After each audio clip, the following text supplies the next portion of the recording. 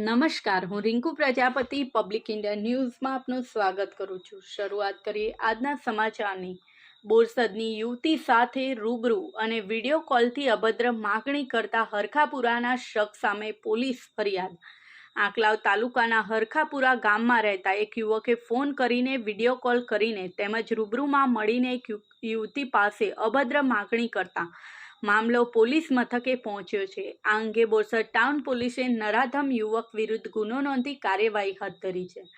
આંકલાવ તાલુકાના હરખાપુરા ગામમાં રહેતા પ્રતિમ નટુભાઈ પટેલે ગત તારીખ 8/9/2024ના રોજ સાંજના સમયે બોરસદ પંથકની એક યુવતીને ફોન કરી વિડીયો કોલ કરી તેમજ રૂબરૂમાં મળીને અભદ્ર માગણી કરી હતી।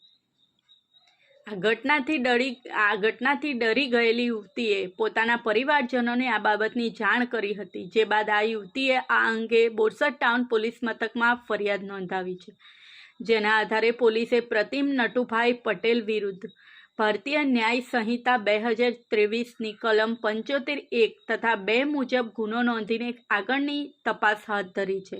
આ સાથે આજના સમાચારને અહીં સમાપ્ત કરીએ છીએ।